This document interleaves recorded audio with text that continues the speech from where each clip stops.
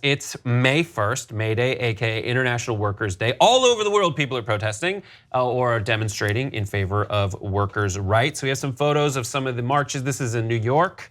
These are the ones that came across the wire in time for them to be turned into magic graphics for all of you.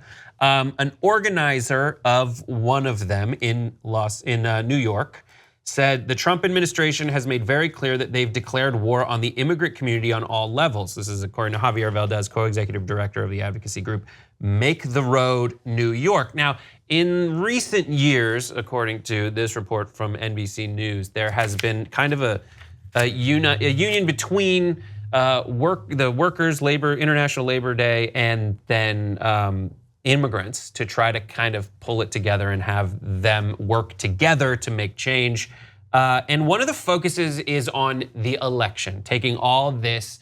You've seen marches from around the world over and around the United States and try to focus it on making an electoral difference. This is from Angelica Salas in Los Angeles, who said elections have consequences, and the consequences for our community have been dire, and if we do not change the balance of power, we question our ability to remain free in this country. Essentially saying we need to make a difference in every election that happens between now and forever to get the kind of change we want.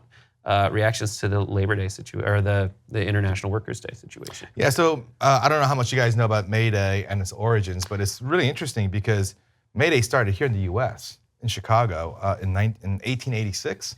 But it's no longer celebrated here. And in fact, I think there has been a very purposeful and intentional effort to wipe it off from our history. It's celebrated worldwide, and it's where workers gather and they celebrate the importance of workers' rights. So in 1886 in Chicago at Haymarket, there was a demonstration. That day, I believe there were 300,000 workers nationwide that went on strike. So it started there, and a woman named Lucy Parsons was like the leader of it. And she was a former slave. She was also part Mexican-American, part African-American. And she got folks to come together as workers across racial lines. And that's very threatening to the power structure. So cops, like they did against Occupy, they broke that protest. And then a couple of days later, they came back in a spirit of, well, you may have killed some of us, but we're not going to go away. The workers gathered again with the mayor of Chicago, and it was a peaceful protest. And cops again came, and then someone threw a bomb. The cops fired indiscriminately into the crowd. A bunch of people died, and 7 people were charged with all kinds of crimes in relation to that incident. 4 were hanged. 3 were later pardoned because many of them weren't even there. Of the 7, I think only maybe 3 were even physically there. Anyway, the whole thing was a disaster. But in an effort to wipe May Day off from our history books, in the US, it was changed to Labor Day in September to kind of disconnect from May Day. And 70 years later, it was still on the minds of people because Eisenhower tried to change May Day into National Law and Order Day, May 1st, which sounds not fun at all. Dude, yeah. Well, now you could just get together and watch a lot of Law and Order. Yeah. so National Law and Order, whole different meeting. That's right. Yeah.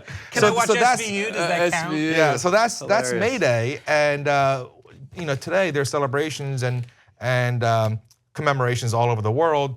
But in the U.S., it's largely forgotten.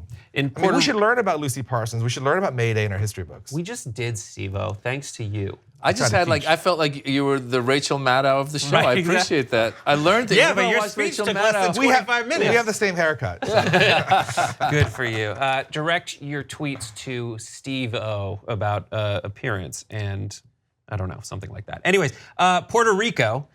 Demonstrators in Puerto Rico, it was kind of reminiscent about of the violence that you kind of mentioned. Puerto Rico demonstrators battled police on San Juan streets today as they marched against proposed cuts to retirement benefits and looser labor laws as the bankrupt island seeks to reduce a $74 billion debt. They have a group called Se Acabaron las Promesas, which is a play on the promesa, which was the bailout deal that was made with Puerto Rico and has essentially been reneged on in the eyes of the labor movement there. They say, according to Bloomberg, a report says public employees throughout the US for decades have accepted an implicit deal, low wages in exchange for comfortable and secure retirements. But it seems that with this new, there's a federal panel that's saying, listen, we will help you out and bail you out from your debt as long as we kind of essentially dismantle your pension programs, which is just utterly unfair and it's got to be very frustrating if you spent years and years working as a public employee, and it seems like it's all kind of going away. 2 easy ways to follow the Young Turks. One is hit the subscribe button down below, then you're a TYT subscriber, and second is ring the bell. And when you do that on YouTube, you're notified of our videos.